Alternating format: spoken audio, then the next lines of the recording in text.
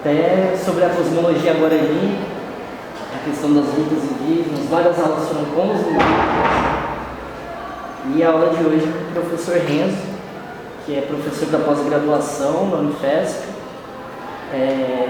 também é antropólogo, tem trabalho de campo no sertão do Nordeste e tem interesse aí nas questões ambientais, na questão da mudança climática, que é bastante, no momento atual, né, de um momento de crise ambiental é uma questão importante.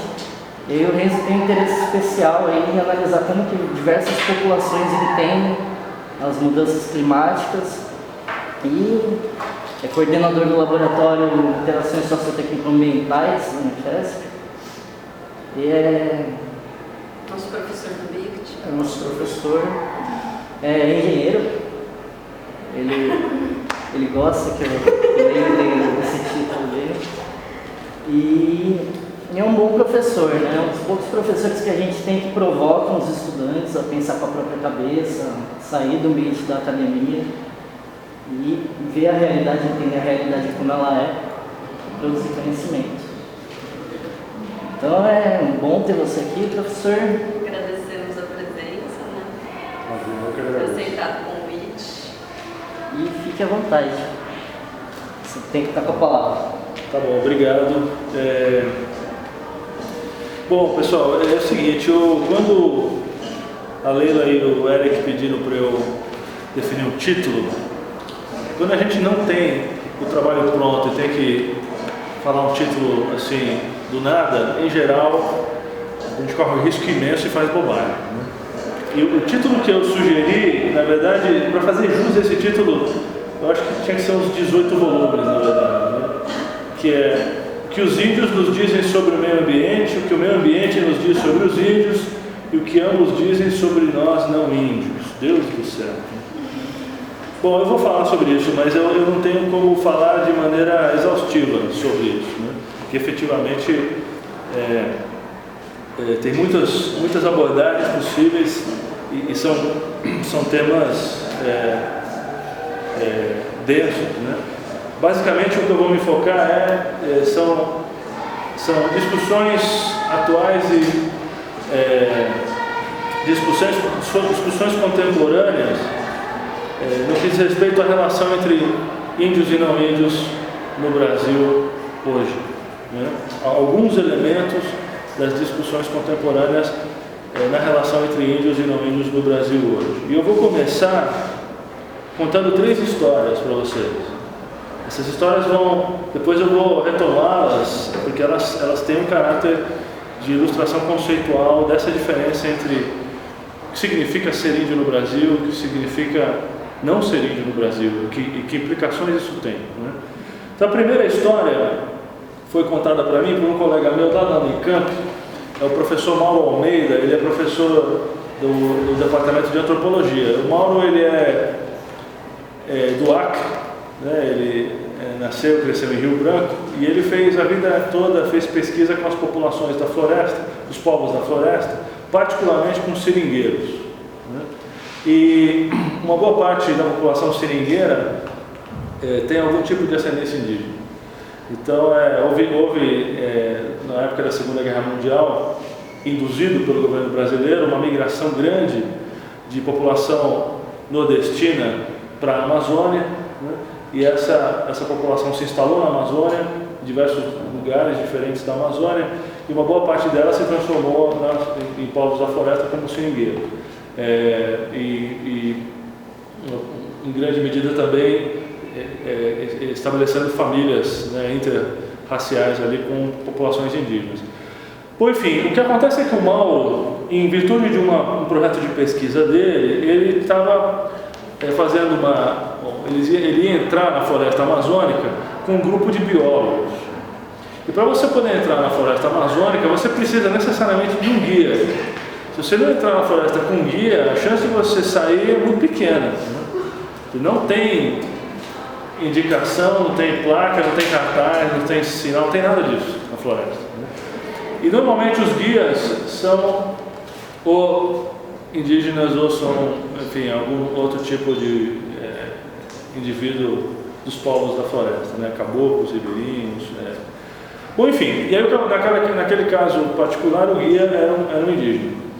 Então eles começam a caminhar pela floresta, então, um guia indígena, um antropólogo e um grupo de biólogos. Eles começam a caminhar pela floresta e em determinado momento o guia para o grupo e fala: vocês estão vendo essa formiga que tem aqui? E vocês estão vendo esse cipó que cai da árvore? Pois essa formiga e esse cipó são a mesma coisa. Ou seja, a formiga se transforma em cipó. Bom, ele falou isso para um grupo de biólogos. Então os biólogos olharam com aquela cara de condescendência, né? Ou seja, a pessoa pouco instruída que tem essas crenças, né?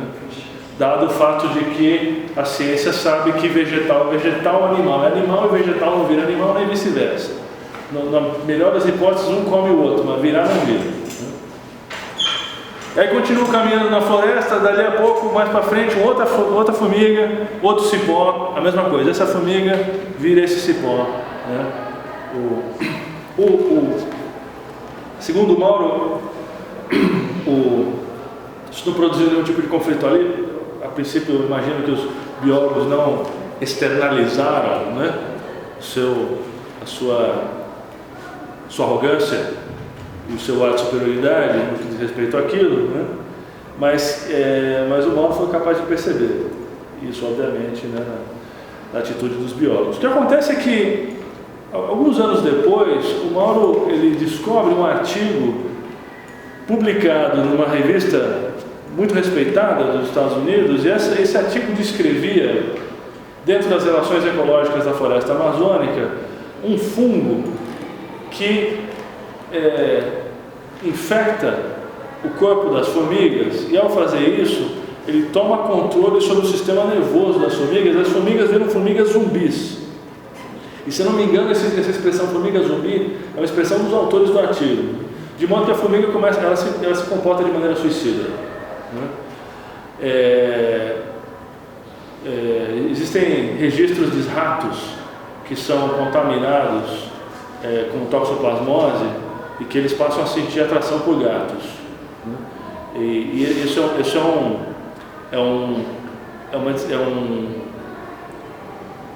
um fato científico que que motivou a pesquisa no sentido de como algumas doenças podem ter efeito sobre o sistema nervoso e eventualmente sobre o pensamento, né, do hospedeiro dessas doenças, né? Mas enfim, no caso da formiga, o fungo toma controle sobre o sistema nervoso da formiga e o que ela faz? Ela escala até o topo da árvore e morre ali em cima. Ao fazer isso, ela leva lá para cima a semente do cipó, seja grudada no corpo dela, seja dentro do corpo dela. Se ela comeu a semente do cipó, ela leva a semente do cipó lá para cima. E aí quando chega lá em cima, ela morre e recorrentemente o cipó brota de dentro do cadáverzinho da formiga, né? E aí quando o Mauro leu isso, ele... Enfim, é uma ideia sensacional, né? O desfecho, essa descoberta científica como desfecho daquela história, porque no final quem é que estava com a razão? Todo mundo estava com a razão. Essa é a parte legal da história. Não tinha ninguém que não estivesse com a razão ali. Ou seja, a formiga se transformava em cipó, né? Uma das questões interessantes dessa relação ecológica é que o cipó tem o estranho hábito de funcionar contra a gravidade, né? No sentido de que a raiz está lá em cima e o corpo da planta está para baixo, enquanto as outras plantas a raiz está para baixo e o corpo está para cima, né? Ou seja, alguém tinha que levar o semente do cipó lá para cima. Mas a questão aí é a seguinte: não tinha ninguém errado nessa história, só que o que há nessa história é uma diferença dos pressupostos a respeito de como funciona o mundo.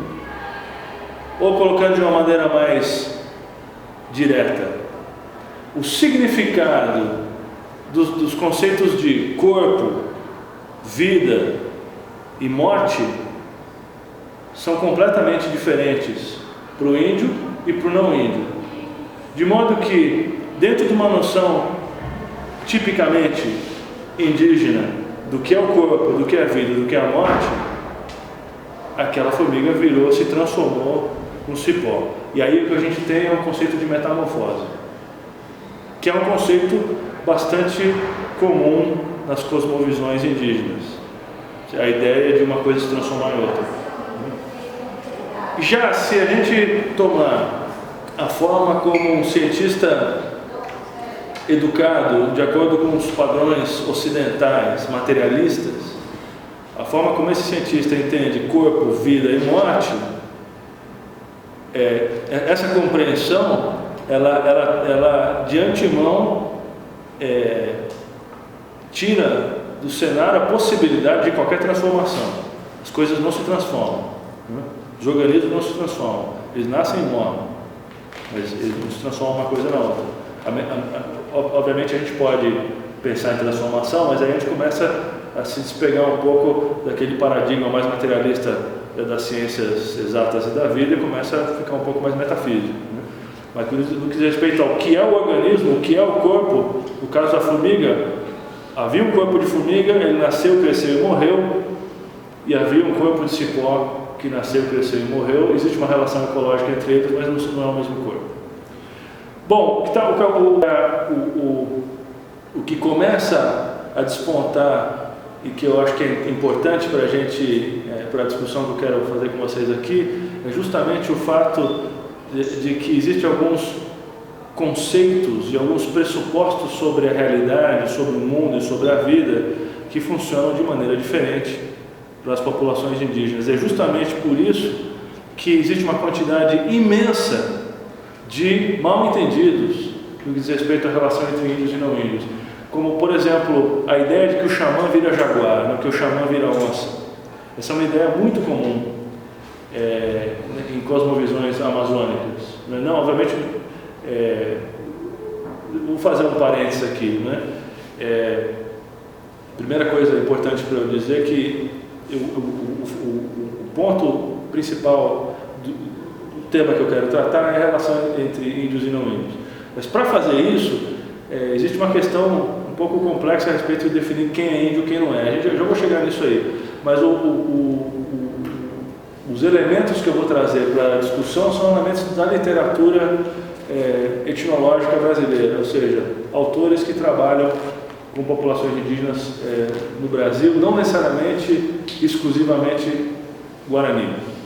Agora, houve um movimento alguns anos atrás, né, que foi iniciado por um antropólogo chamado Eduardo Viveiros de Castro e por uma colega dele, Tânia Stolze Lima, que eles propuseram uma teoria que, de uma certa forma, é uma teoria que tenta identificar os traços comuns em grande parte do pensamento e da cosmovisão indígena brasileira. Foi conhecido como perspectivismo ameríndio, já vou explicar o que é isso, mas essa teoria fez um sucesso tremendo porque ela se mostrou muito produtiva, inclusive para dar conta do pensamento indígena de fora do Brasil.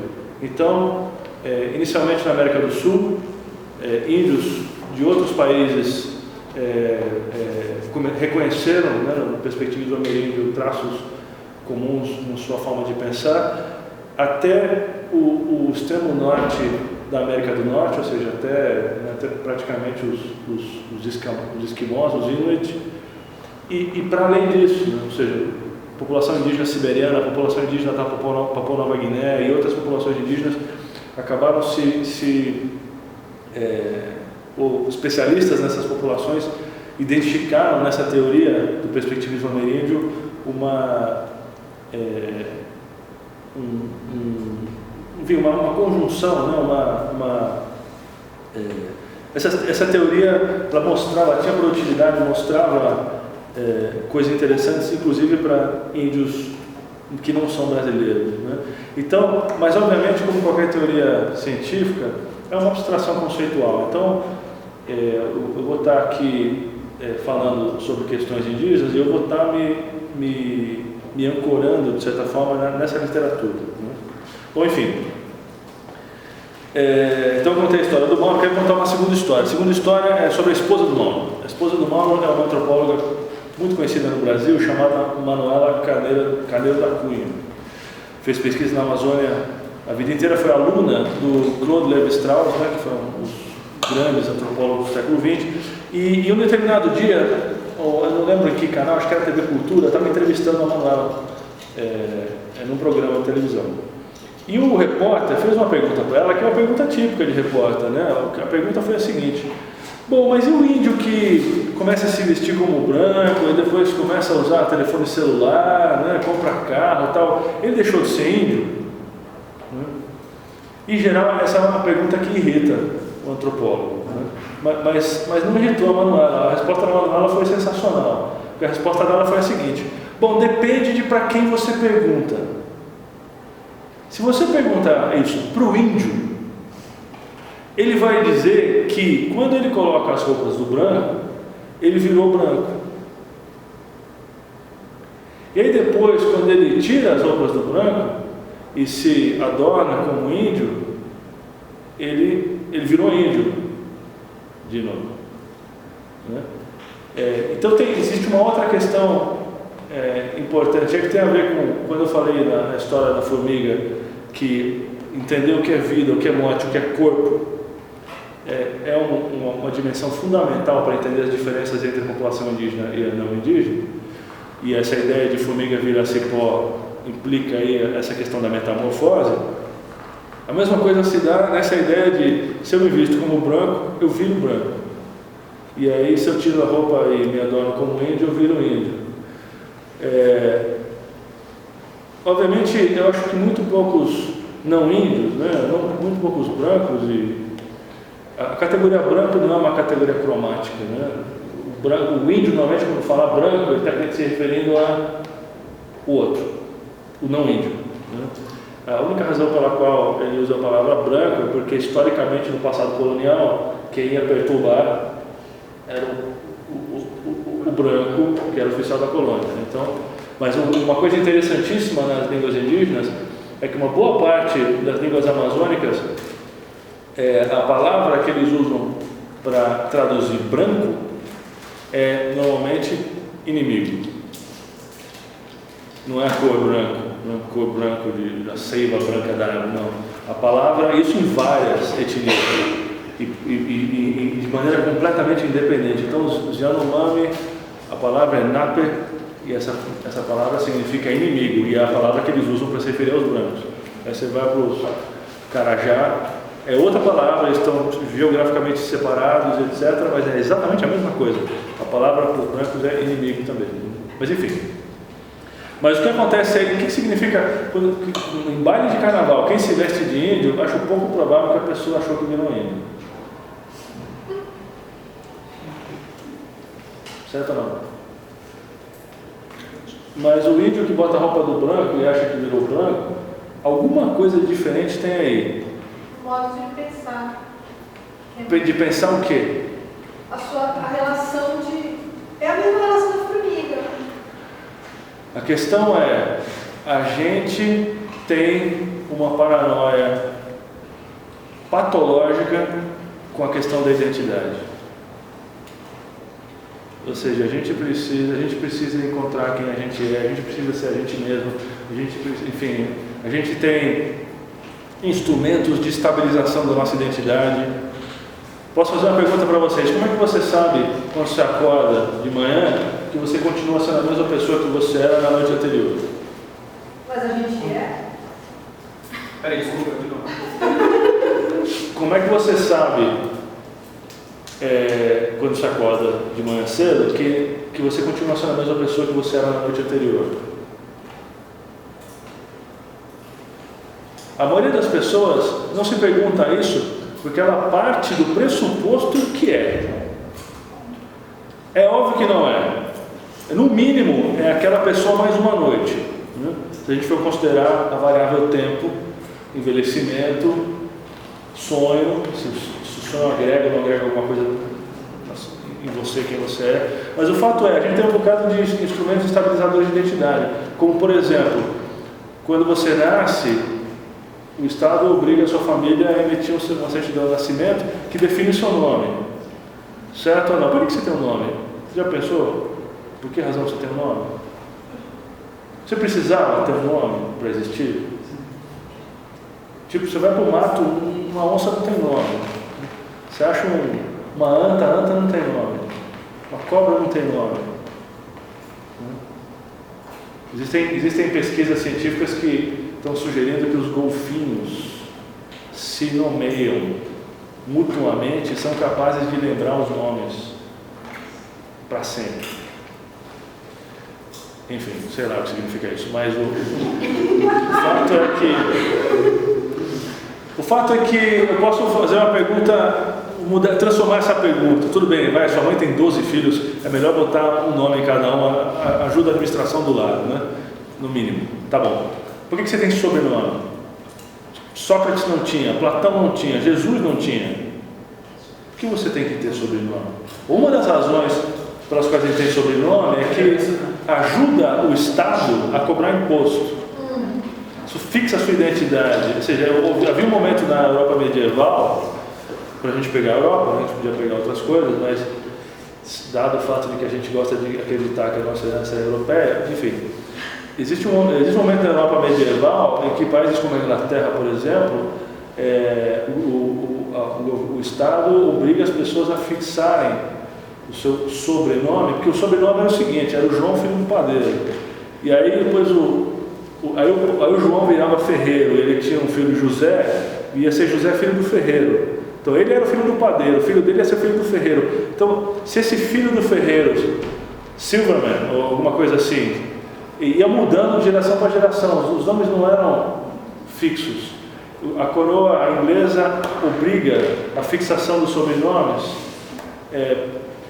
como um elemento de facilitação da cobrança de imposto, da administração pública, né? Ou seja, você precisa ter um RG. Aquele RG, na verdade, é uma fixação que você é obrigado a carregar com você o tempo inteiro. Aquele é um fixador de identidade, né? Talvez se você tem alguma dúvida de que você é você mesmo, você enfia a mão no bolso, olha o seu RG e fala, não, alguém com muita autoridade diz que eu continuo sendo essa pessoa, né? E esse tipo de coisa. Ou seja, a gente tem a ideia de ter uma individualidade que tem algum tipo de essência psicológica e identitária, é um elemento muito caro na nossa imaginação. A gente gosta disso, a gente gosta de acreditar que a gente é alguém, e gostando ou não gostando, a nossa ciência trabalha para ir reforçando essa ideia. Então, você pode até mudar de ideia, mas agora a ciência tira uma amostra de saliva da sua boca, faz uma sequenciação de DNA e te diz a realidade biológica do seu corpo, que não está mais na sua cabeça, está no seu DNA. Isso fixa mais ainda, supostamente, né, a sua identidade. Tem tanta autoridade para falar de você isso, que é usado como prova judicial. Se alguém cometeu um crime e acharem um pelo ali e fizeram um sequenciamento de DNA do pelo, aquilo define quem é o bandido, né? Enfim, e a questão do índio? O índio acredita na transformação, em geral. Ou seja, a vida, ela não é uma coisa que se constitui nas relações o tempo inteiro. Então existem momentos em que são momentos muito perigosos, justamente porque é um momento em que existe o risco do índio virar uma coisa que ele não conhece. Ele pode ser capturado por um espírito ancestral, por exemplo. Mas eu já vou chegar lá. Quero contar a terceira história. A terceira história é a seguinte. Tem um instituto, que é um instituto muito respeitado internacionalmente na Amazônia, que chama INPA. É um Instituto Nacional de Pesquisas sobre a Amazônia, né? Com pesquisadores do mundo inteiro. A sede fica em Manaus, mas ele tem outros escritórios, né? E havia um pesquisador alemão, botânico, biólogo, que ele estava fazendo uma pesquisa no INPA e ele estava numa reserva, que chama Reserva Mamirauá, que não fica perto de Manaus, mas não é no núcleo urbano, é longe, não, relativamente longe. E ele estava morando ali, sozinho, né? E aí, de novo, o cara alemão. E aí teve uma noite que estava uma noite de lua, maravilhosa, assim, e ele decidiu que a noite estava tão bonita, ele ia dar um passeio de barco no rio. Então ele botou o barco no rio, começou a navegar por ali, e aí chegou num lugar que era um lugar bonito, ele desligou o motor do barco, ele se deitou no barco e ficou admirando a lua e a floresta iluminada pela lua. Até que em determinado momento ele sente uma mão no ombro dele. E ele falou que o coração dele quase parou. E a primeira coisa que veio na cabeça dele é a caipora. E ele ficou alguns segundos paralisado ali, achando que a caipora tinha pego ele. E quando ele conseguiu, enfim, se mover e olhou para trás, ele viu que era um galho de árvore que tinha encostado nele. Ele voltou lá para... E aí a questão é o seguinte, essa história foi me contada por uma artista que fez um trabalho de instalação artística dentro dessa reserva, né?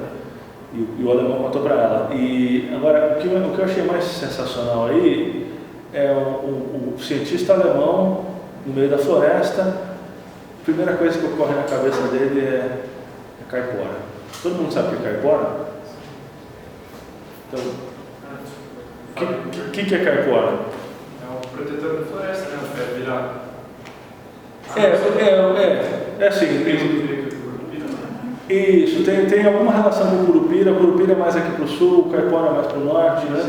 Mas é uma entidade, usando as nossas metáforas, que nunca são muito boas, mas como se fosse uma entidade espiritual que é a protetora da floresta e dos animais da floresta. A caipora, ela impõe, ou seja, o conhecimento tradicional dos povos lá da floresta tem códigos muito rígidos a respeito de como caçar os animais e como lidar com o corpo dos animais, porque se isso não for feito de maneira apropriada, a caipora pune o caçador, né?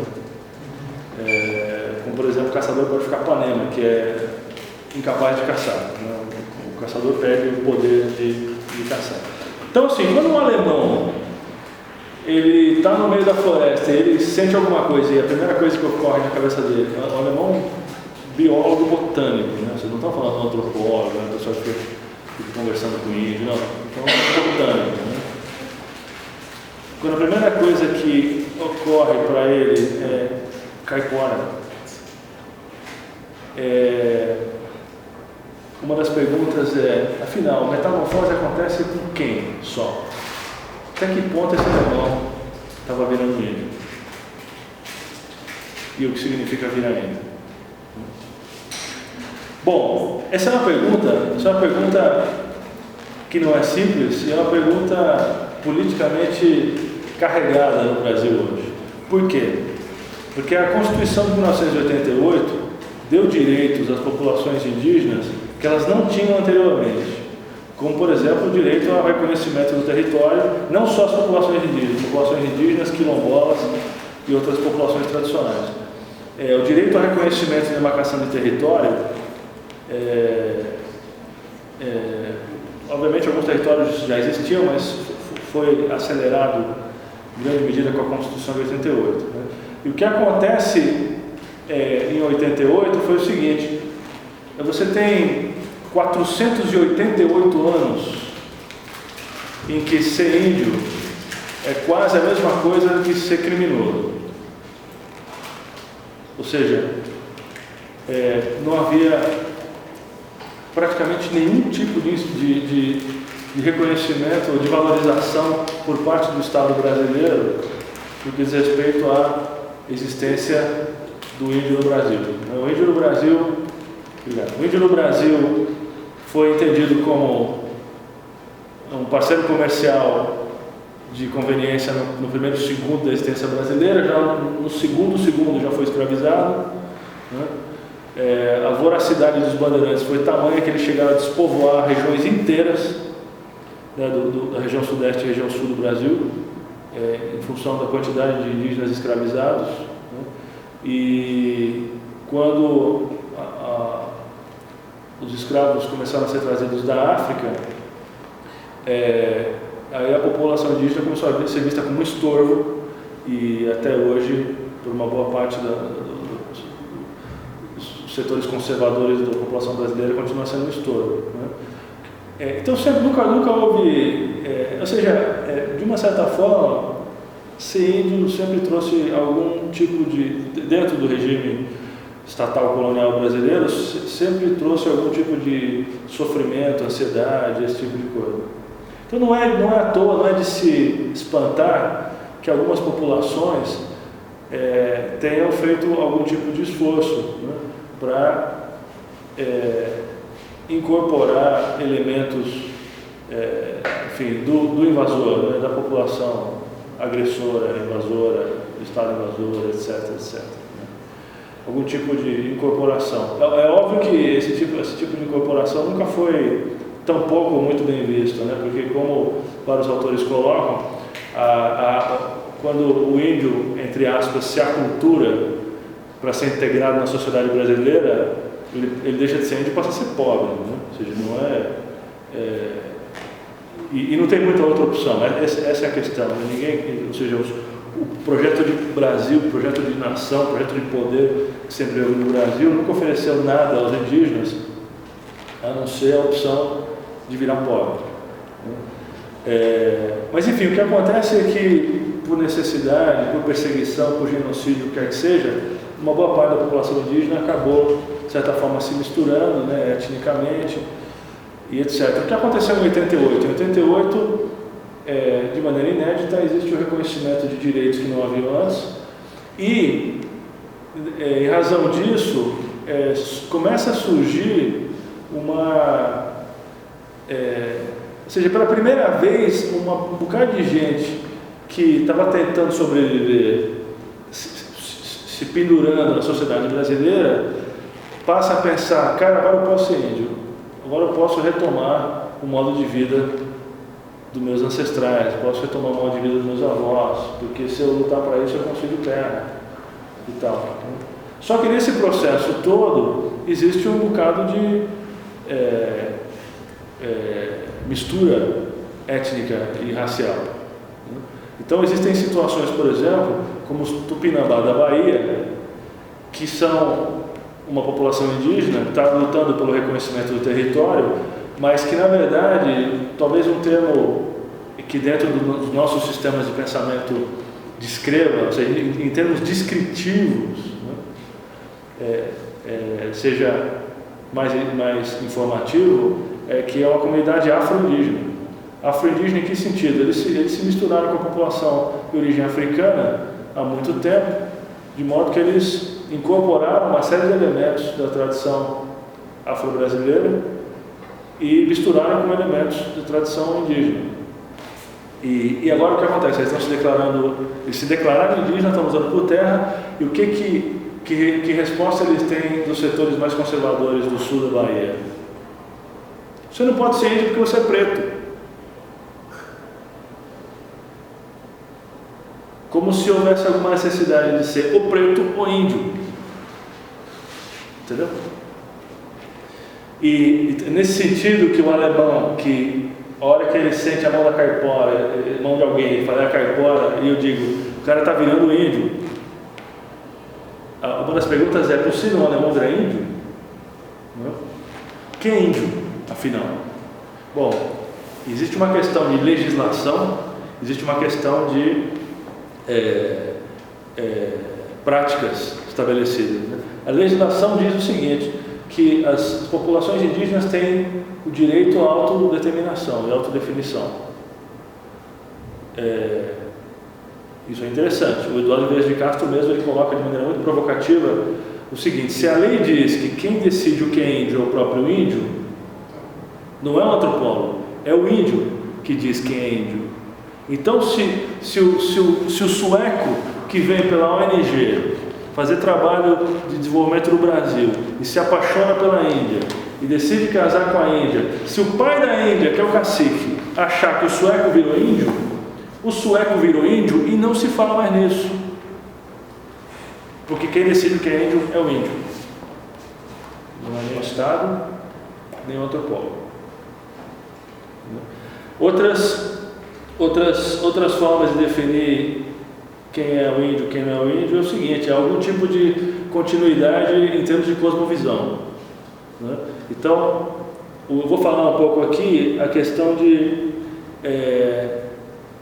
do pensamento animista da população indígena. O que é o pensamento animista? É o pensamento que vê o mundo como uma coisa animada. Animada no sentido de que existe intencionalidade, existe as coisas e os animais, eles são capazes de estar no mundo na condição de sujeito, da mesma maneira como a gente se entende como sujeito, né? Então eu vou explicar com calma isso, mas essa é a base animista da visão indígena. E algumas pessoas dizem que, na verdade, esse é o ponto que identifica. Então, o índio pode ir para o Rio de Janeiro estudar medicina e virar médico, como tem alguns, né? Tem estudante indígena estudando com tudo do Brasil hoje, né? Ele deixou de ser índio porque ele virou médico? Não sei, mas algumas pessoas dizem. Não, na verdade, se ele continua com aquela base, com a forma de entender o mundo animista dele, que não tem nada a ver com o que ele vê do outro lado do microscópio, e não tem nada a ver com que tecnologia ele fala com as outras pessoas, nem como ele se desloca, se é com carro, se é a pé, né? Então ele continua sendo índio de qualquer forma, né? Mas enfim, né, nós vamos chegar nessa questão, né? No que diz respeito ao que esse curso vem tratando, são comunidades aqui do Sudeste, né, particularmente a Paranapuã, que é uma comunidade guarani, e os guaranis são efetivamente notáveis no que diz respeito à capacidade de resiliência deles. Resiliência em que sentido? Eu acabei de falar para vocês, né? Você vai para o Nordeste e você vê, eu fiz pesquisa no sertão nordestino, você vê aldeias indígenas e você vê a população camponesa nordestina, e no que diz respeito a traços faciais, são completamente indistintos. A população indígena, a população camponesa parece muito, né, em termos de tipo físico, né? Você vai para a Bahia, existe essa questão do afro-indigenismo, da relação entre a existência afro-brasileira com movimentos indígenas. Quando a gente vem para o Sul, e outra coisa nessa disputa de quem é índio e quem não tem um bocado dessas populações, né, que se seguraram, sobreviveram, né, a genocídio, sobreviveram a tudo, e de repente agora pensam, cara, agora a gente pode pedir a nossa terra de volta e reconstituir a vida dos nossos ancestrais, só que nesse período eles perderam a língua. Ninguém mais sabe falar a língua dos ancestrais. Nos Estados Unidos isso também acontece, é bastante comum que eles contratem linguistas para vir ensinar a língua que os avós falavam para os jovens, né? Agora, isso acontece na Europa num outro contexto, né? Ou seja, a Irlanda vive todo um processo de tentar fazer com que os jovens aprendam a língua irlandesa, além da língua inglesa. Existe todo um renascimento da língua irlandesa, que é uma língua céltica, né? Não tem aquela estrutura influenciada pelo latim, etc., né? Pelo francês, enfim. E aí, assim, ninguém sonha em achar que um irlandês que só fala inglês é menos irlandês porque ele não fala celta. Sonha? Não, mas no Brasil, se o cara falar que ele é índio e ele não falar a língua dos tataravós, todo tipo de questionamento vai ser levantado. Mas enfim, diga. Porque assim, para nós, os negros, é complicado para a gente, uma pessoa, a gente não é uma pessoa que é branca e ela nunca vai ser negra, né? Então, assim, porque também eu não estou entendendo. Uma pessoa que ela é branca, ela dizer que ela é negra, né? Assim, eu sei que é outro contexto, né? Então, assim, porque assim, a gente identifica uma pessoa negra também pelos traços, né?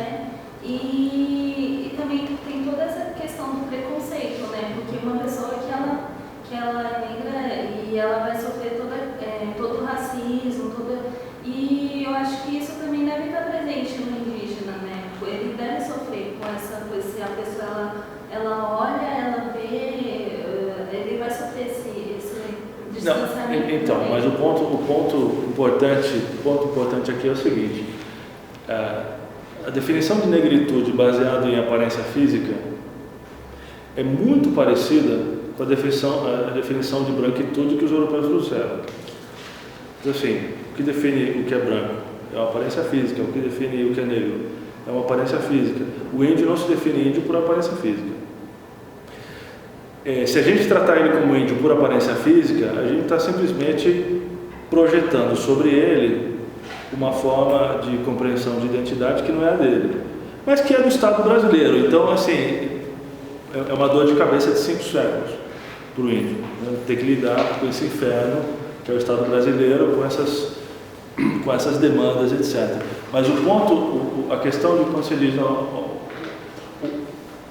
uma coisa nunca vai virar a outra, não é uma questão de contexto, é uma questão, pode ser também, mas é uma questão de ontologia. Ontologia no sentido, o que é uma ontologia? Ontologia é como a gente entende como o mundo é feito e como as coisas existem no mundo. Na ontologia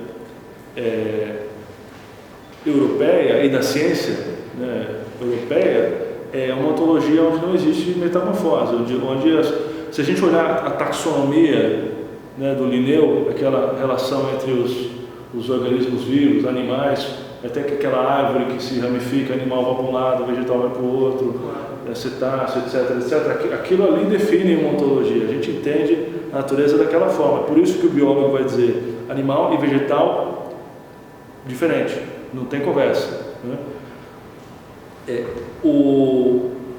Quando eu disse que é uma história em que todo mundo estava certo, o índio ele não está dizendo que o cientista está errado. O que o índio, de certa forma, está dizendo é: não, vida para mim é outra coisa, morte para mim é outra coisa, né? Corpo para mim é outra coisa. Então a ideia de corpo para mim é outra coisa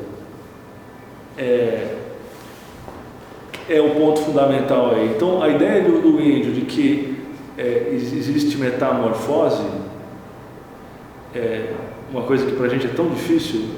Por que é difícil para a gente? Porque a gente não consegue pensar metamorfose sem pensar o nosso conceito de corpo. Então, metamorfose para a gente é algum tipo de maluquice que transforma todos os átomos e moléculas do seu corpo em alguma outra coisa. Você imagina um xamã virando onça.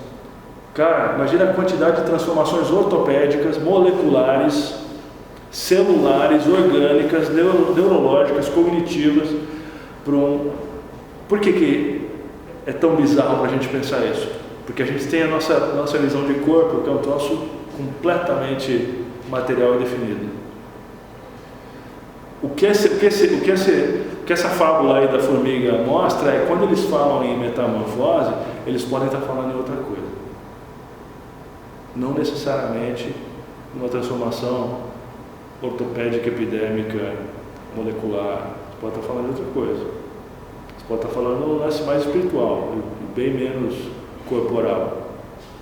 Principalmente se a distinção entre corpo e espírito não for também igual a nossa, cartesiana, no sentido de que você tem um corpo material, um espírito completamente imaterial, sabe lá Deus como eles se conectam e por que eles se conectam, esse tipo de coisa, ao passo que se você entende a realidade como um fluxo energético, em que a gente está surfando nesses fluxos, o espírito não precisa ser tão desmaterializado assim, nem o corpo tão materializado assim. Então é nesse sentido que existe nesse sentido, assim, o ponto aqui é o seguinte: o conceito de identidade que a gente tem é muito problemático para o índio. E agora, a vida deles vira um inferno, porque o nosso conceito de identidade está, de certa forma, codificado legalmente, juridicamente. Então, quando alguém fala demarcação de território de terra indígena, né, aí eles têm que lidar com antropólogo fazendo enfim, né, atestado de autoridade étnica, ou de de autenticidade étnica, esse tipo de coisa. Mas deixa eu começar a falar que os Guarani eram muito resilientes pelo seguinte: os Guarani, a quantidade de violência histórica que eles sofreram é indescritível, na verdade. Todos os índios sofreram, mas os Guarani é indescritível. Efetivamente, existe algumas narrativas com relação ao oeste de São Paulo, oeste do Paraná, e o oeste de São Paulo e o noroeste do Paraná, que os bandeirantes que saíram de São Paulo, eles chegaram a transformar aquilo num deserto. Tamanha a mistura de matança com escravização que foi feito, e eram populações guaranis. E a resiliência é incrível pelo seguinte: você vai na aldeia Paranapuã hoje, estou dizendo para você que você vai para o Nordeste, você encontra povos indígenas que não falam mais a língua, vários. E você vai na aldeia Paranapuã, depois dessa quantidade monumental de violência que os guaranis sofreram, e as crianças estão lá falando guarani. As crianças não falam português na aldeia Paranapuã. Pois elas vão aprender a falar português quando elas forem para a escola, mas os pequenininhos não falam português, eles falam guarani. Uma das lideranças, acho que estava eu e o Eric, uma das lideranças veio para a gente e falou o seguinte: a gente está aqui conversando com vocês, mas os nossos velhos não gostam muito que a gente está aqui falando com vocês. Vocês têm uma desconfiança enorme a respeito de o que vocês estão fazendo aqui, né? Mas nesse sentido que os guaranis têm uma capacidade de sobrevivência, né, e de resiliência ao Estado brasileiro e às múltiplas violências, que é incrível. Isso não diminui, obviamente, nem o sofrimento, nem a necessidade, a possibilidade de a gente oferecer apoio político, né? Como o caso não só da Paranapuã, como em São Paulo lá, né? Mas enfim, agora eu vou entrar eu estou dizendo, eu meio que desconstruir o índio e tentei começar a desconstruir o branco, só para a gente poder discutir efetivamente o que eu quero discutir. A primeira eu vou começar pela segunda pergunta, porque o título da minha fala é o que os índios dizem sobre o meio ambiente, o que o meio ambiente nos diz sobre os índios, e o que ambos dizem sobre nós mesmos. Vou pegar a segunda pergunta: o que o meio ambiente nos diz sobre os índios? E aí eu tenho dois artigos de jornal que eu vou citar, porque eu acho que essa pergunta é a menos central aqui, então vou me liberar logo dela, né? A primeira é a seguinte: tem um jornal acadêmico internacional muito importante que chama Conservation Biology. É um periódico que fez um grupo de pesquisadores publicou um artigo baseado em estudos feitos na Amazônia, em que eles mostraram que as reservas indígenas eram mais eficazes na proteção da fauna e na flora do que as áreas de proteção ambiental integrais. O que é uma área integral de proteção ambiental? A área integral é aquela que tem que tirar todos os humanos de dentro, todos, normalmente é na porrada. Tira todos os humanos de dentro e cerca, bota uma cerca em volta e diz: aqui não entra ninguém. Bom, depois de muitos anos, esse grupo depois eu posso passar para o Eric para ler a referência, né? Esse grupo de pesquisadores mostrou que as reservas indígenas eram mais eficazes em promover a conservação da floresta do que as áreas de proteção integral. Aí uma pergunta aqui é: como é possível isso? Você tira todos os seres humanos, bota uma cerca em volta, como é possível que... E aí, se a gente desconstruiu a noção de índio, agora nós temos que desconstruir a noção de floresta. O que exatamente a gente quer que seja protegido? O próprio conceito de protecionismo, conceito de área de proteção integral, está baseado no quê? É numa visão absolutamente romantizada, iluminista, do que é a floresta. Um dos fatores que fazem com que a área de proteção integral não funcione é o fato de que não protege com relação a absolutamente nada.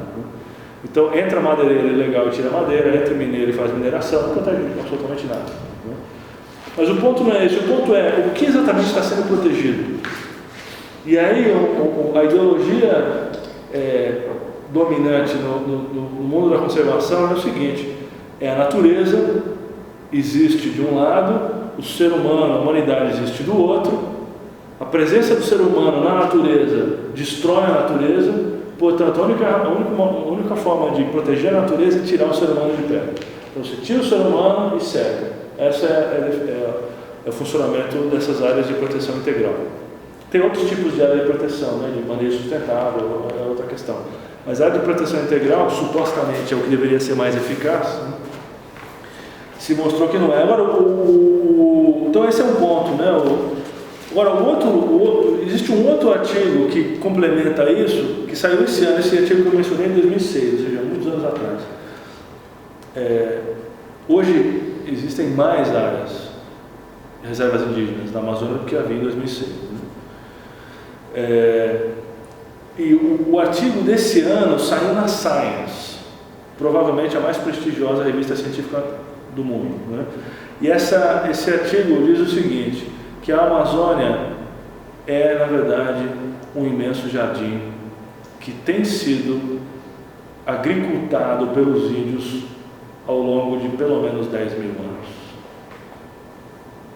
Ou seja, a ideia de que a Amazônia é a natureza na sua forma pura, ela implica mentalmente, ideologicamente, esvaziar a Amazônia de gente. De certa forma a gente aprende isso na escola, a pensar a Amazônia como floresta, e só que bater na floresta é bicho. É só no dia do índio a gente bota um índio, né, no desenho da floresta. O que os cientistas perceberam é o seguinte, que a distribuição de árvores de castanha, de castanheiras na Amazônia não é aleatória. E existem indícios fortíssimos de que, na verdade, as populações indígenas foram plantando castanheiras à medida que elas se moviam pela Amazônia, criando, de certa forma, uma distribuição vegetal que não é, entre aspas, natural, né?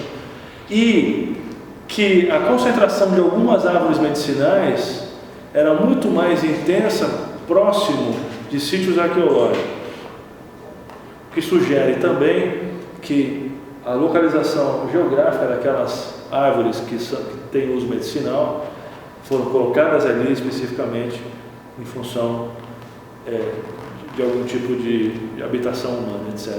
Então, o que eu estou querendo dizer aqui é o seguinte: a ideia de que reserva indígena protege a floresta melhor do que outra coisa, isso funciona na nossa briga contra os conservadores, né? Então, assim, vamos usar isso torto e à direito. Mas entre nós aqui, uma das coisas mais importantes é romper representações romantizadas a respeito do que é a floresta. A floresta, ela não existe e provavelmente nunca existiu, nunca é muito tempo, né? Mas pelo menos nos últimos 20 mil anos, ela não existiu sem ter uma relação visceral com a população humana que vive dentro da floresta. E essa população humana, de muitas maneiras, configurou a própria existência espacial da floresta. Então a floresta, ela pelo menos 20 mil anos é uma floresta que existe em conjunção com a atividade humana o tempo inteiro. Esse é o tipo de mensagem que os conservacionistas radicais não querem ouvir, mas o fato é que, enfim, um bocado de gente tem dito isso há muito tempo. Saiu na Science esse ano, né? Um registro, inclusive estatístico, né? Como o pessoal gosta de mostrar, quando é estatística mais real e tal, tem essas coisas, né? Bom, enfim, estou dizendo isso pelo seguinte: então, o que o meio ambiente diz sobre os índios? Bom, o meio ambiente diz que os índios se dão bem com a floresta. A grande questão é por quê? Por que índio protege a floresta? O que vocês acham?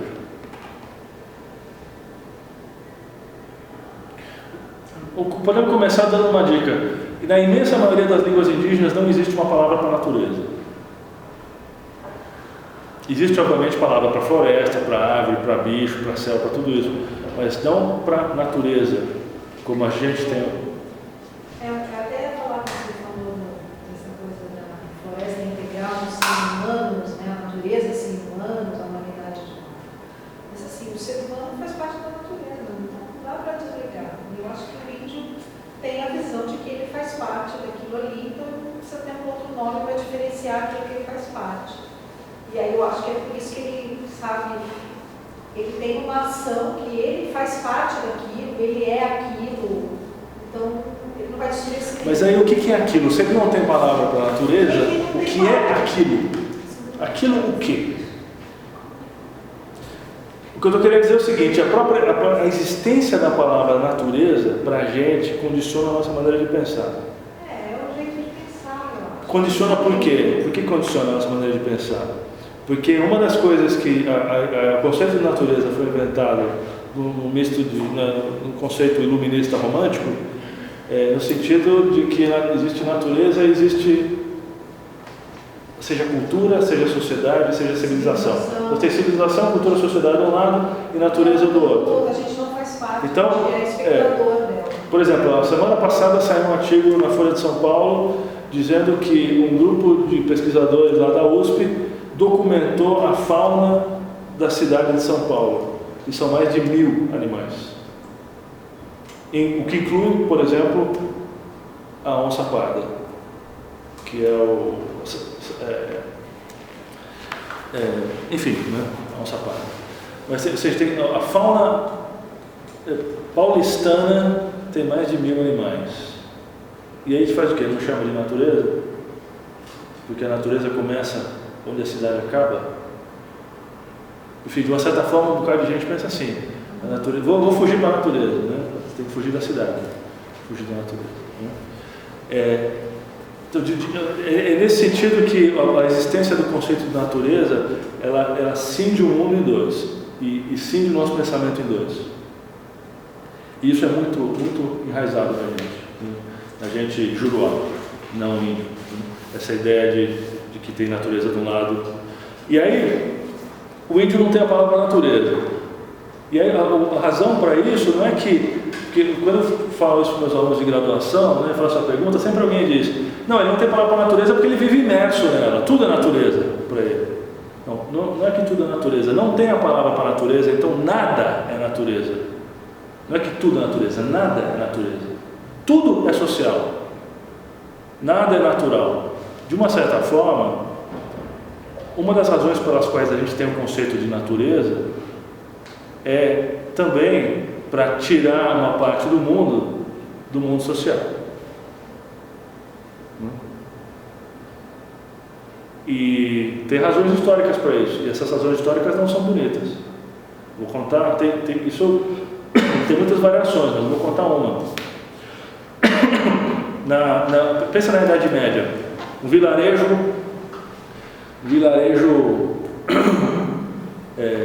europeu. E aí as chuvas não vêm. E aí a agricultura entra em colapso. E as pessoas não vão ter comida para o próximo inverno. Como é que elas dão sentido àquilo ali, no contexto medieval? Elas dão sentido da seguinte forma: isso é punição divina. E aí organiza procissão, vai para o centro de romaria, tal. Mas a ideia além disso, se aquela população for cristianizada, né? Se não for uma população cristianizada, se a gente for lá para os confins da Irlanda e achar os celtas ainda não cristianizados, a explicação é outra, não é mais punição divina. Por quê? Os celtas eram animistas. Eu vou voltar no animismo daqui a pouco. O que significa ser animista? De onde vem a ideia de fada? De onde vem a ideia de gnomo? Vem dos celtas. Quem eram os gnomos? Eram as entidades espirituais que cuidavam da floresta. O gnomo era a caipora europeia. As fadas também, né? E aí, o que acontecia no mundo celta ali se vinha uma seca e destruía a plantação? Eles iam falar com o sacerdote, que a gente aprendeu a chamar de bruxo, de mago, né? Ele ia falar com o sacerdote, e o sacerdote ia fazer o ritual para quê? para entrar em contato com essas entidades da floresta ou da atmosfera para tentar fazer chover. Então, a primeira mudança, qual foi? Qual foi a primeira mudança? A cristianização. A cristianização foi uma primeira desconexão com o mundo. Quando eu digo pessoal com o mundo, você vai para o universo celta, está renascendo isso tudo com os Wicca agora, né? Os Wicca são os novos bruxos europeus e tal, tem um renascimento da bruxaria europeia. Mas enfim, o que aconteceu é o seguinte, você tinha essas pequenas entidades, digo pequenas porque em geral elas são representadas como pequenininhas, né? Entidades da natureza, mas que estavam ligadas também aos grãos, estavam ligados à nuvem, à chuva e tal. Então o ritual mágico ali do sacerdote celta era para tentar reconfigurar esse contexto, para tentar fazer chover. Então, assim, uma maneira de fazer isso, o mago tinha que se conectar com as entidades das nuvens e com a entidade do solo e tal. É uma relação direta dele com a natureza. Quando o cristianismo vem, corta isso. Não tem mais. Uma das questões do cristianismo muito interessantes é que o cristianismo é materialista. Os índios dizem isso. Os índios dizem que o cristianismo é tremendamente materialista. Deus só atua nos grandes eventos históricos, mas Deus não atua mais. O catolicismo, né? O neopentecostalismo está trazendo isso tudo de volta. Mas o que acontece é o seguinte: não tem mais relação entre o padre e a nuvem. Não. Agora a relação é com Deus. O que acontece no momento seguinte? Renascimento, revolução científica. O que o surgimento da ciência europeia faz quando diz respeito à floresta, à seca, ao chão, etc. Existe o Isaac Newton, quando ele faz ele era um cara religioso, por aquilo que parece, ele faz a teoria da gravitação universal dele, né, que é as equações que mostram a gravitação, é uma coisa tão matematicamente perfeita aquilo ali, e é mesmo, é uma coisa impressionante, a precisão matemática, que foi dali que surge a ideia de que o universo funciona como uma máquina. Só que Newton era cristão, então ele teve que arranjar um lugar para Deus no esquema dele. Ele teve um exercício de criatividade incrível. Ele colocou Deus na seguinte posição: ele falou, o universo é uma máquina, mas é como um relógio, que é a máquina que existia naquela época, que mais precisa é o relógio, só que o relógio era o quê? De corda. Uma vez feita a máquina, Deus deu a corda e saiu, e aí o universo funciona sozinho. Então Deus foi o cara que deu a corda. Próxima etapa é tirar Deus. O universo funciona como uma máquina. Então você está desespiritualizando, tirando toda a metafísica da existência. E isso é um caminhar em direção ao materialismo. A ideia de que o universo funciona como uma máquina foi originalmente proposto no sentido de que as estrelas funcionam, né, o cosmos, mas imediatamente foi visto como não, as florestas também funcionam como uma máquina. O lance não é todo material, é tudo recurso econômico. É nesse sentido que você tem o nascimento da ciência e a revolução industrial acontecendo ao mesmo tempo na Europa, no mesmo lugar. Tudo que os capitalistas da revolução industrial queriam era escutar que na floresta não tem nada, só árvore. Ou seja, não tem entidade espiritual na floresta. Não tem espiritualidade, é só árvore. Porque se é só árvore, é muito mais fácil de transformar em recurso econômico. E aí começa a devastação do planeta inteiro pelo capitalismo. Então, em certo sentido, foi necessário desespiritualizar as florestas para que o capitalismo deslanchasse.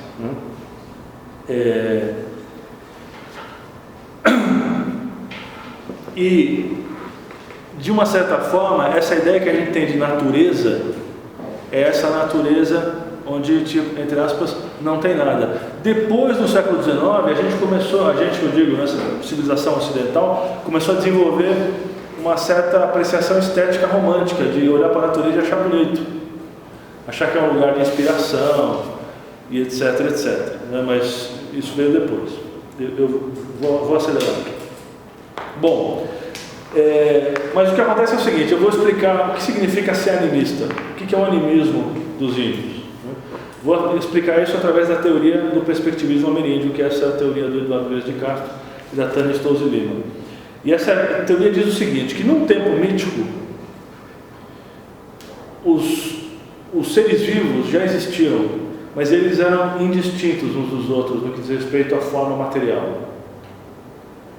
E todos eles tinham um pensamento igual ao nosso. Ou seja, eram todos humanos, mas foi antes de ter a aparência humana. O que acontece é que por uma crise cósmica, e essa crise cósmica, esse tempo mítico é comum pelas Américas, né, algum tipo de variação disso, e alguma coisa aconteceu como grande crise cósmica. E alguns desses seres perderam a aparência humana e ganharam a aparência dos animais. Enquanto os que, como uma forma de punição, enfim, em função de algum tipo de queda metafísica, e os que não foram punidos, os que não sofreram essa queda, alguma coisa, foram os humanos. Ou seja, de certa forma nós somos os descendentes dessa primeira geração, que foi a que não perdeu a forma humana. E todos os demais perderam a forma humana e ganharam a forma dos animais, mas não só dos animais, de outras entidades naturais também. Então, alguns vegetais, rios, acidentes geográficos como montanhas, né, ou algum tipo de acidente geográfico mais proeminente, ou questões atmosféricas, né, como a chuva, a umidade do ar, e obviamente de maneira muito importante o Sol, a Lua. Então o que significa isso? Significa que todas essas entidades, todos esses animais, todos nós, Sol, Lua, umidade do ar, chuva, rio, todos nós somos feitos somos iguais em termos culturais e políticos. Ou seja, todos nós somos seres pensantes, que tomam decisões e que têm a sua vida. E essa vida de uma certa forma é sempre muito parecida. O que acontece é que nós ganhamos aparências diferentes e isso nos isolou uns dos outros. Então, se a gente pensar nas onças, a onça se entende como ser humano. A onça é um ser humano. E no mundo das onças, eles se relacionam como seres humanos. E a maneira como eles percebem o mundo é diferente da nossa maneira de perceber o mundo.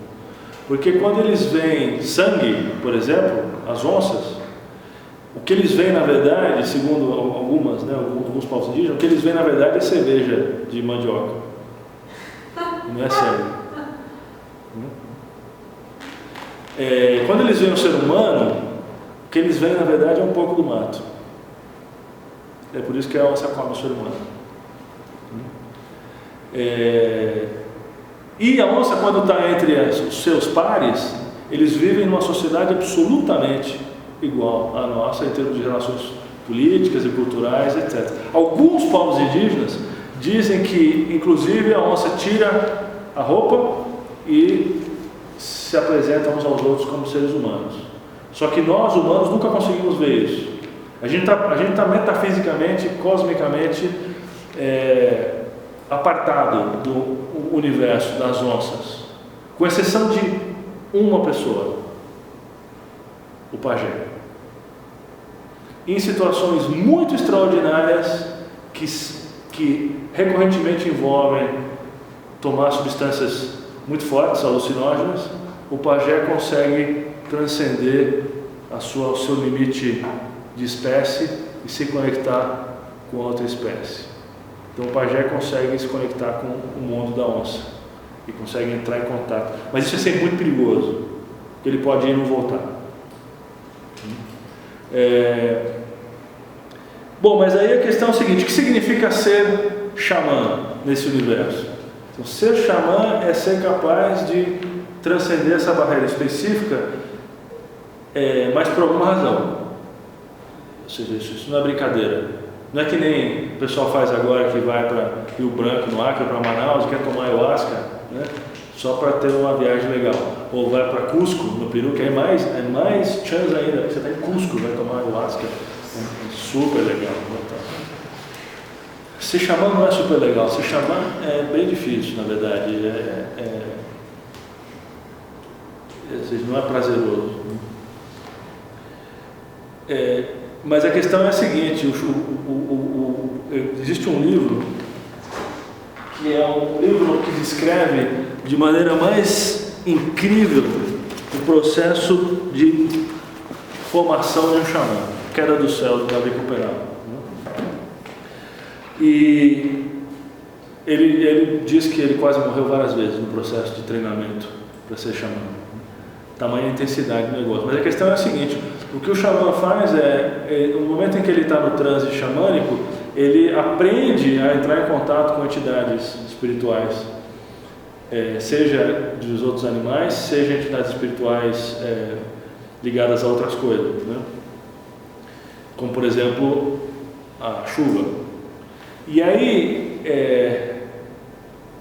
com relação aos espíritos dos animais, ele aprende como se associar a esses espíritos dos animais para, por exemplo, fazer rituais de cura xamânica. Então, o processo de treinar ser xamã é basicamente um processo de construir alianças políticas.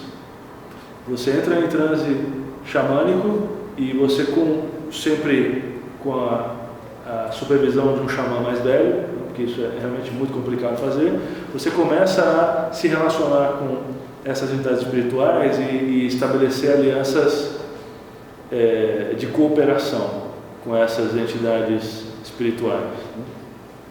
E quanto mais entidades espirituais um xamã tem dentro do seu rol de alianças, mais poderoso é esse xamã. E aí o que acontece é que a situação vai se apresentar e que o xamã vai precisar atuar. Então, vou dar um exemplo para vocês. Esse exemplo, eu adoro esse exemplo porque ele bagunça a cabeça de todo mundo. É o seguinte, em 1998, houve um incêndio em Roraima e esse incêndio estava literalmente consumindo Roraima, né? O governo brasileiro não tinha como controlar aquilo ali, não sabia o que fazer, pediu ajuda para a ONU, a Argentina ajudou mandando helicóptero, aqueles helicópteros que jogam água, mas estava sendo tudo em vão, né? E aí um cara da FUNAI disse assim para alguém lá, eu posso tentar alguma coisa, né? O governo, posso tentar alguma coisa? Aí o governo falou, se não tiver custo, faz o que quiser. O cara foi até o Pará, pegou 2 xamãs Carapó, botou eles no avião e levou eles para Roraima. Os 2 xamãs Carapó entraram na floresta e fizeram uma pagelança de 2 dias, ficaram 2 dias fazendo um ritual dentro da floresta. Depois de 2 dias eles saem da floresta e dizem, vamos embora que vai cair o mundo. Choveu tanto que apagou 95% dos focos de incêndio. Acabou aquele incêndio. A história começa a ficar legal agora. O Senado brasileiro decidiu juntar um grupo de senadores para investigar o caso. Se vocês entrarem na biblioteca do Senado brasileiro, está o relatório ali disponível online para vocês. Só botar ali que vocês leiam o relatório. Então, o grupo de senadores, com um grupo de técnicos, foi lá para Roraima, fez um monte de audiência pública para entender o que foi que aconteceu. Voltaram, Romero Jucaro era o líder dessa comissão. Voltaram, escreveram um relatório e arquivaram na biblioteca do Congresso. Esse relatório diz o quê? Estava tudo pegando fogo, 2 xamãs vieram aqui, fizeram uma pagelança, choveu para burro, apagou quase tudo e acabou o incêndio. E não tem nem aspas na descrição. E olha que é tudo advogado lá no Congresso, né? Eles sabem como escrever o negócio. Não tem nem aspas na descrição. Está lá. Bom, segundo... Estou misturando alhos com bugalhos aqui. Estou falando de xamã Carapó e agora eu vou falar do xamã Yanomami. Então, tem 3.000 quilômetros de distância um do outro. Mas se o Davi Copenaua, de acordo com esse livro, se ele tivesse que explicar como é que isso funciona, ele diria o seguinte, que no processo de formação do xamã, ele estabelece essa relação de cooperação com o espírito da chuva, que não é um espírito, é que a gente não tem termos para isso. A Umbanda, por exemplo, tem outros termos, eles falam em elementais. Elementais são entidades espirituais que não são exatamente no nível humano, mas que estão ligados aos fenômenos da natureza. E aí tem um bocado de rituais umbandistas que fazem a mesma coisa. Eu peguei um livro uma vez de um francês chamado Roger Bastide, que ele virou Baba Lorixá do Candomblé. E ele escreveu um livro ensinando quais são as ervas que você tem. É um livro de magia, na verdade, as ervas usadas no Candomblé. E uma delas ali é como fazer chover. E escrito por um francês. Já falei do alemão virando índio, agora eu estou falando do francês virando negro, né? Ou virando sacerdote do Candomblé. E ele morou na Bahia até morrer, esse francês. Tem dois, na verdade. Um é o Pierre Verger e o outro é o Roger Bastide. Mas a questão é a seguinte, então qual que é o lance do xamã? O xamã, ele tem esses aliados espirituais, e ele dá alguma coisa em troca aos aliados, né, espirituais. O Yanomami, por exemplo, aquela substância alucinógena, é uma coisa que os espíritos gostam. Então quando o xamã ele ingere aquilo, de certa forma ele está transferindo aquilo para os espíritos. É como se ele estivesse dando de comer aos espíritos. Em traduções afro-brasileiras você tem efetivamente comida oferecida. Então, ou seja, é uma relação com o espírito de troca, de certa forma, né? Mas aí qual é o lance? O lance é que no momento que você precisa, você faz o ritual, invoca o seu aliado espiritual, no caso o aliado da chuva, e pede para o seu aliado da chuva fazer chover. E aqui atrás desse livro, o Eduardo Vieira de Castro, né, que é esse cara que eu mencionei, ele escreve o seguinte: chegou a hora, em suma, temos a obrigação de levar absolutamente a sério o que dizem os índios pela voz de Davi Copenal. Vou ler de novo, ele diz: chegou a hora temos a obrigação de levar absolutamente a sério o que dizem os índios pela voz de Davi Copenal. O que significa isso? Levar absolutamente a sério. A ideia de animismo é o seguinte: tudo que existe no mundo tem algum tipo de novo, se eu falar que tem algum espírito, é uma imagem muito cristã, né? Mas tem algum tipo de intencionalidade humana. Então não é que tem um espírito ali sentado na nuvem, né, que vai fazer chover. Não.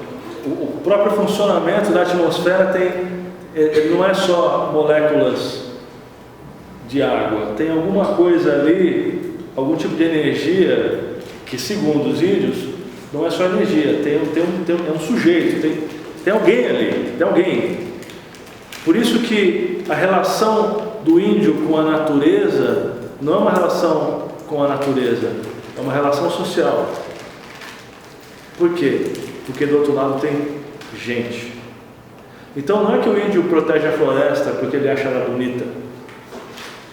Ele protege a floresta porque é uma relação social, no sentido de que quando você faz alguma coisa errada, tem punição.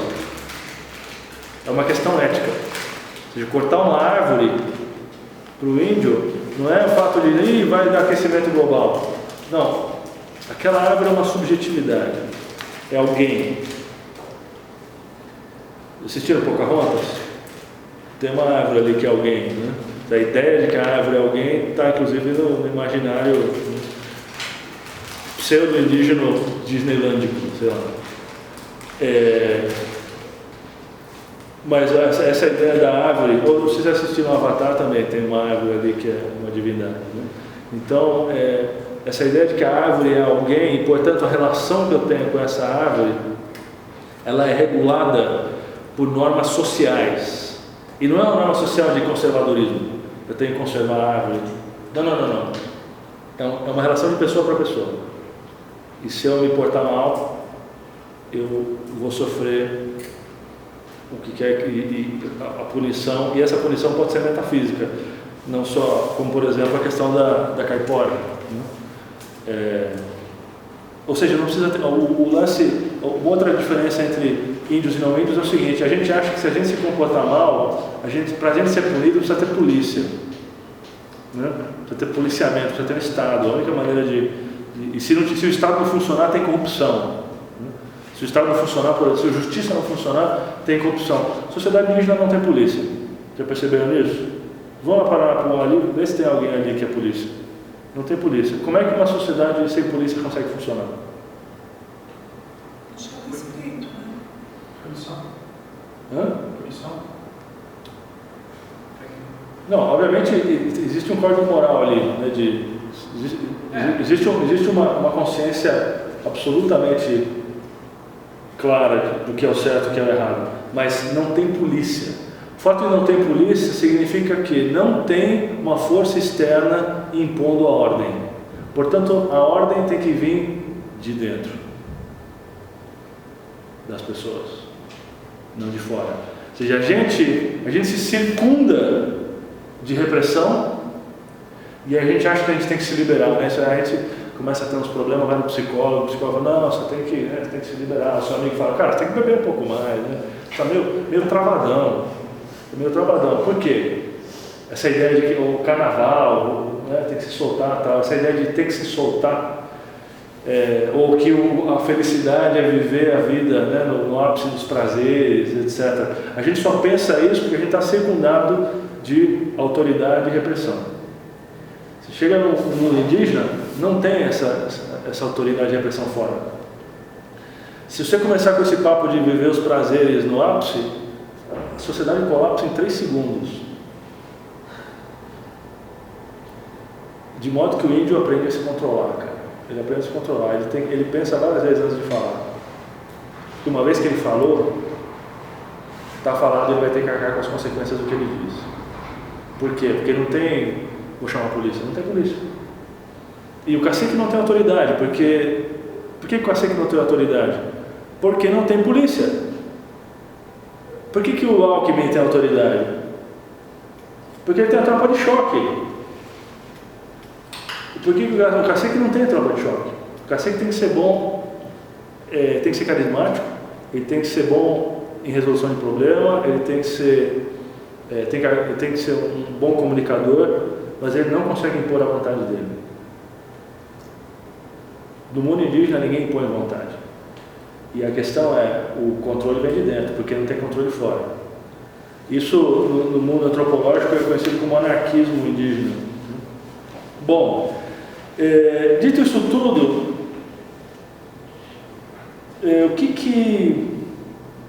tem uma outra coisa interessante para falar, que é o seguinte: o Davi Copenau, aqui nesse livro, ele fala 2 coisas. Ele fala que os brancos são o povo da mercadoria. É assim que ele se refere aos brancos, é o povo da mercadoria. E é interessante a questão do seu povo da mercadoria. Que o que é uma mercadoria? A mercadoria, do ponto de vista indígena, é uma coisa que tem utilidade, mas não tem nenhum tipo de conteúdo que não seja material, espiritual. Existe uma coisificação no mundo branco. O mundo branco é cheio de coisas e é vazio de espírito. O mundo indígena é cheio de espírito e é vazio de coisas. A grande pergunta é: o que é mais ambientalmente sustentável? Né? Você encheu o mundo de coisa, você encheu o mundo de espírito. E a outra coisa que o Davi Copenau diz que é sensacional é o seguinte: que o branco dorme muito, mas só sonha consigo mesmo. Por que ele diz isso?